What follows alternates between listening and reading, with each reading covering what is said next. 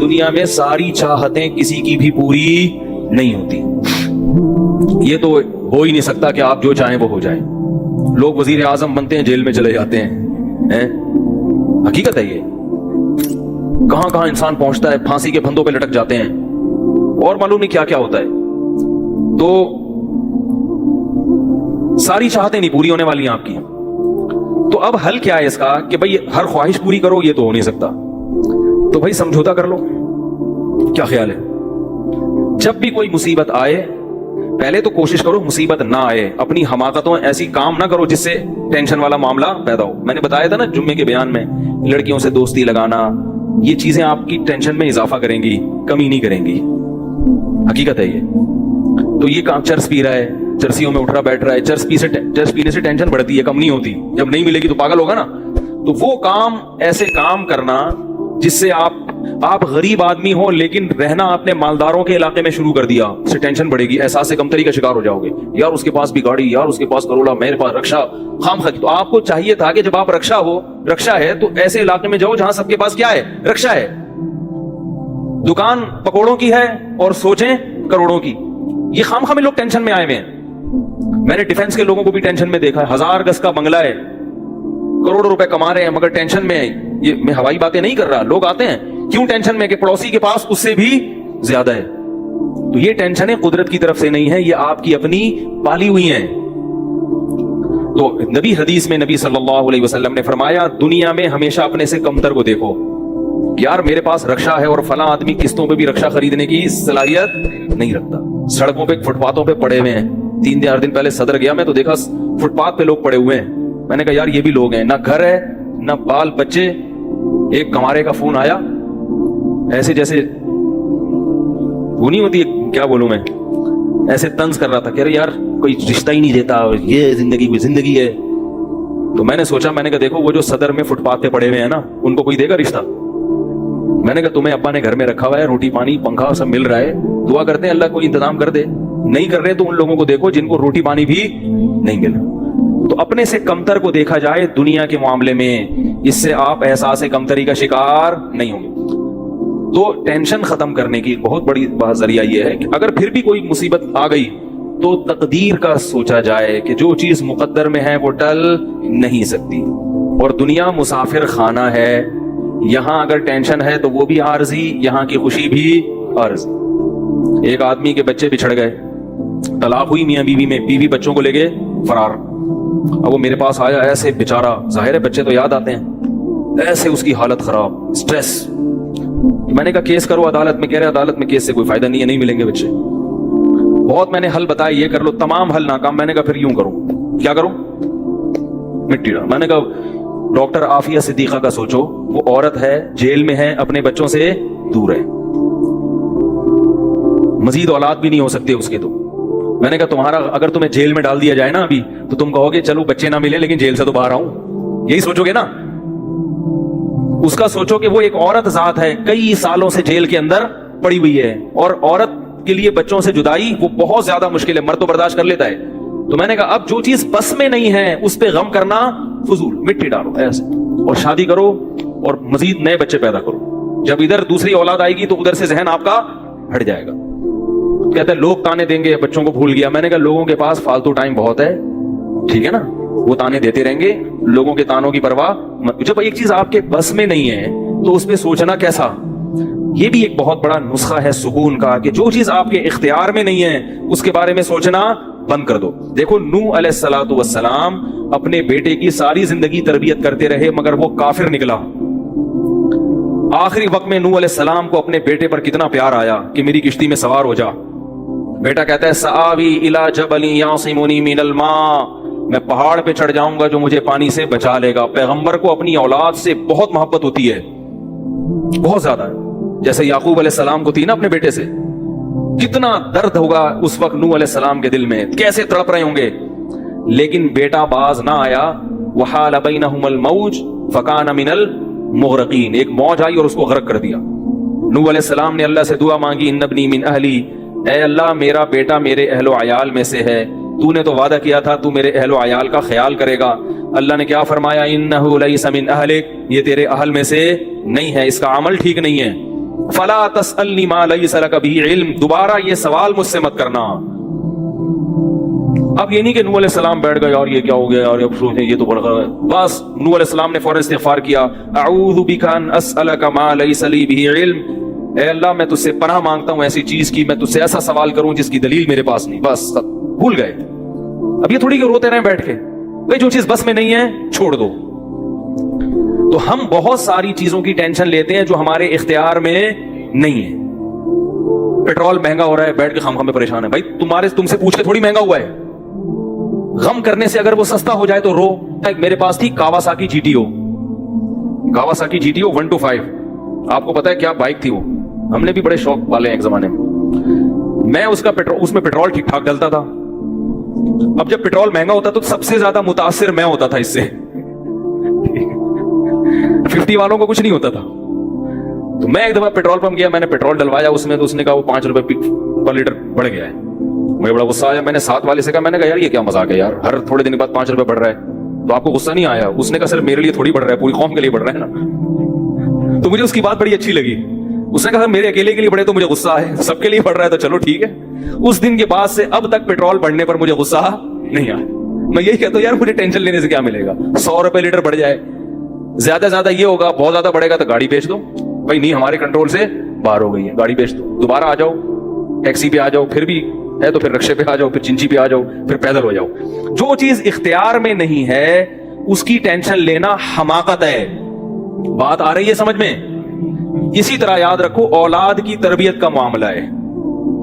ہمارے ہاں جو لوگ نئے نئے دیندار بنتے ہیں یا پرانے بھی، وہ چاہتے ہیں میرا گھر 100% خلفائے راشدین جیسا بن جائے، جبکہ بیگم پہ کنٹرول نہیں ہوتا، وہ الگ سمت میں جا رہی ہوتی ہے. اب آپ نے ڈنڈا چلانا شروع کر دیا، بچے باغی ہونا شروع. وہ بجائے دین پہ آنے کے ابا کو مکھنچو سمجھنا شروع کر دیتے ہیں اور بغاوت پھیلتی ہے. تو بھائی آپ اعتدال سے تربیت کی کوشش کرو. ہو گئی ٹھیک ہے، نہیں ہوئی ہم سے نہیں سوال ہوگا. ہم جو کر سکتے تھے ہم نے کر لیا. تو ہم نے نا بہت ساری چیزیں، یہ ہو رہا ہے معاشرے میں غلط، یہ ہو رہا ہے، وہ والے وہ جماعت کیوں آ گئی، وہ جماعت کیوں آ گئی، وہ فلاں فرقہ کیوں بڑھ رہا ہے، یہ والے کی کم ہو رہے ہیں، وہ زور سے آمین کیوں کہہ رہے ہیں، وہ آہستہ آمین کیوں کہہ رہے ہیں، ٹھیک ہے نا، وہ رفع الیدین کیوں کر رہا ہے، وہ رفع کیوں نہیں کر رہا. میرا ایک اصول ہے، میں جب کسی ٹاپک پر بیان کرتا ہوں تو مجھے جب بھی کوئی ایسے اختلافی مسائل پر بیان ہوتا ہے نا، تو اکثر لوگوں کے پھر واٹس ایپ پہ میسج آنا شروع ہوتے ہیں، آپ نے جو یہ بیان کیا اس میں یہ والی بات، حالانکہ اس بات کا جواب اس میں موجود ہوتا ہے. تو میں پھر مزید جواب نہیں دیتا، میں کہتا ہوں پورا بیان سنیں. وہ پھر جواب بھیجتے ہیں کہ ہم نے پورا بیان سنا ہے. میں کہتا ہوں دوبارہ سنیں. کہتے ہیں سنا تو ہے، مجھے جواب نہیں ملا، جبکہ مجھے پتا ہوتا ہے جواب اس میں ہے. میں کہتا ہوں پھر تیسری بار دوبارہ سنیں، کیونکہ اس سے زیادہ کہ ہم مکلف نہیں. اب یہی تھوڑی کہ ایک ہی چیز کو لے کے پھر وہی سوال وہی جواب وہی سوال وہی جواب. پبلک کے پاس تو ٹائم ہے، وہ تو کرتے رہیں گے اور آپ کی صلاحیتیں بیکار ضائع ہوتی رہیں گی. بھائی ہم نے ایک ٹاپک پر بات کی، پورا کور کیا اس کو، مجھے اچھی طرح معلوم ہے آپ کے ان تمام سوالات کا جواب اس میں موجود ہے. اب بار بار سوال کرو گے تو ہم نئے سرے سے جواب دے کے ٹائم ضائع. یہ ٹینشن ہے خامخواہ کی کیوں پالیں؟ ٹینشن پتہ ہے کیا ہوتی ہے؟ ٹینشن یہ ہوتی ہے کہ یار اتنی تفصیل سے میں نے بیان کیا پھر بھی لوگوں کی سمجھ میں نہیں آ رہا ہے، یہ کیا یار یہ کیا. اس سے آپ خامخواہ میں آپ کے سر کے بال غائب ہوتے رہیں گے. تو ہم یہی کہیں گے اے اللہ ہم سے جو ہو سکا تھا ہم نے کر دیا. اب سمجھ میں آنا سمجھانا کس کے بس میں ہے؟ اللہ کے بس. نبی کی بات سب کی سمجھ میں نہیں آئی، اور اللہ تعالیٰ نے نبی کو کتنی تسلی دی ہیں قرآن میں. نبی کو بار بار کہا کہ آپ جو سمجھا رہے ہیں پھر بھی یہ نہیں سمجھ رہے تو ٹینشن نہ لیں. کیوں؟ نبی کو اگر زیادہ ٹینشن ہوگی تو کام کون کرے گا؟ قرآن میں سینکڑوں آیتیں ہیں جو صرف تسلی پر مبنی ہیں، جن میں نبی کو کیا دی جا رہی ہے؟ تسلی. لعلک باخع نفسک علی آثارہم، کہیں ایسا نہ ہو کہ ان کی ہدایت کے پیچھے آپ کی جان ہی ہلاک ہو جائے، یعنی غم سے. کیونکہ نبی صلی اللہ علیہ وسلم حیران ہوتے تھے کہ ان کو میں نے معجزے بھی دکھا دیے اور میں نے بتایا کہ یہ بت ہیں جن جو نہ سن سکتے ہیں، نہ دیکھ سکتے ہیں، نہ بول سکتے ہیں، ہر طرح سے سمجھا دیا، ٹھیک ہے. اور میری 40 سالہ زندگی بھی انہوں نے دیکھی کہ زندگی میں کبھی میں نے جھوٹ نہیں بولا، امین اور صادق مشہور ہوں. اور یہ پیغمبروں کا انتظار بھی کر رہے تھے کہ ایک نبی آنے والا ہے. سب چیزیں ہو گئیں پھر بھی نہیں مان رہے، تو ٹینشن تو ہوتی ہے نا. تو قرآن نبی کو کیا کہہ رہا ہے کہ مزید ٹینشن لیں؟ نہ قرآن ٹینشن کیا کر رہا ہے؟ کام. نہ ٹینشن نہ لیں، ٹینشن نہ لیں. ما انت علیہم بمسیطر، آپ ان پر نگہبان نہیں ہیں، داروغہ نہیں ہیں، گن پوائنٹ پہ نہیں لائیں گے آپ کسی کو، آپ سے سوال نہیں ہوگا. آپ بلغ ما ارسل الیک من ربک، انزل الیک من ربک، آپ کا کام ہے پہنچانا. यहां तक कि अपने सगे चचा ईमान नहीं लेकर आ रहे, जिन्होंने आपको पाला बचपन से। चलो वो तो दुश्मन थे, वो ईमान ना लाए तो इंसान सब्र करता है, ये तो दुश्मन है। अपने सगे चचा जिन्होंने बचपन में पाला, कफालत की आपकी, 3 साल रसूलुल्लाह सल्लल्लाहु अलैहि वसल्लम का बायकॉट किया है कुरैश ने, खाना पीना बंद कर दिया, शुआबे अबी तालिब की घाटी में बंद कर दिया बनी हाशिम को, जिनका 3 साल तक कोई लिंक नहीं होगा इनसे, ताकि ये रुजू करें अपने दीन से। अबू तालिब भी आप सल्लल्लाहु अलैहि वसल्लम के साथ उस घाटी में बंद हुए, ईमान नहीं लाए मगर अपने भतीजे का साथ दिया। इतने अच्छे चचा लेकिन ईमान नहीं लाए। कैसा नबी का दिल कुड़ता होगा, होगा कि नहीं होगा? मौत के वक्त आके नबी ने कहा कि एक दफा कलमा पढ़ लें, ताकि क़यामत के दिन आपकी बख्शिश कर सकूं, सिफारिश कर सकूं, आपकी अल्लाह से बख्शिश की दुआ कर सकूं। कैसा दिल मचलता होगा ना। अबू तालिब को ख्याल आया कलमा पढ़ने का। कुरैश के जो सरदार थे उन्होंने अबू तालिब को देखना शुरू कर दिया कि कलमा, कितना गुस्सा आया होगा नबी को उन सरदारों पे कि मेरा चचा जिसने मेरी इतनी कफालत की, मुझसे इतनी मोहब्बत की, आज वो मेरे सामने जहन्नम की आग में दाखिल हो रहा है और ये कमबख्त खड़े हुए उसको वरगला रहे हैं। अबू तालिब ने चंद अशार गए कि अगर मुझे ये डर ना होता कि अरब कहेंगे कि सारी जिंदगी इस्लाम नहीं लाया, मौत के वक्त मौत के डर से बाप दादा का दीन छोड़ दिया, ये डर ना होता तो आए मोहम्मद आज मैं तेरी आंखें कलमा पढ़ के ठंडी कर देता। लेकिन इसको उन्होंने गैरत का मसला बना लिया कि मैं मरूंगा तो सरदार कहेंगे कि ये एक जबान वाला नहीं है, जबान तब्दील कर ली इन्होंने। करना था तो पहले ही मान लाता ना, अब क्यों?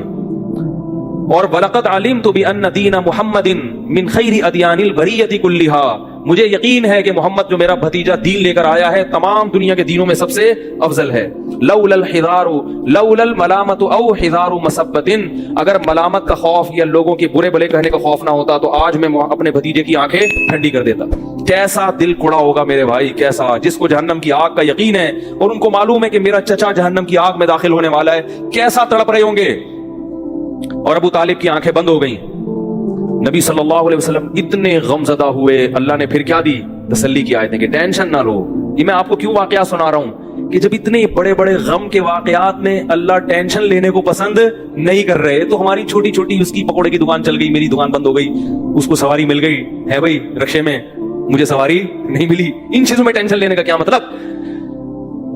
बहुत मुश्किल है यार, क्या करें यार। हमारी टेंशन यही होती है ना यार, सेटिंग वहां चल रही थी, अपन ने रिश्ता वहां तय कर दिया, ये कोई टेंशन की चीज है?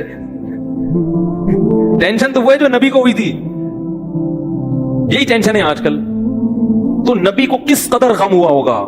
गैरत भी है नबी में, हया भी है, मोहब्बत भी है, लेकिन अल्लाह क्या कह रहे हैं? टेंशन ना लें। क्यों? वही उसूल जो मैंने आपको बयान किया कि जो चीज इख्तियार में नहीं है उस पर टेंशन नहीं लेनी। इन्नका ला तहदी, आयतें नाजिल हुई, मन अहबबता वलाकिन्नल्लाह यहदी मन यशा, ऐ मोहम्मद जिससे आप मोहब्बत करते हैं उसको हिदायत देने के मालिक नहीं है। मोहब्बत अलग चीज है, हिदायत हमारे हाथ में है, आपके हाथ में नहीं है।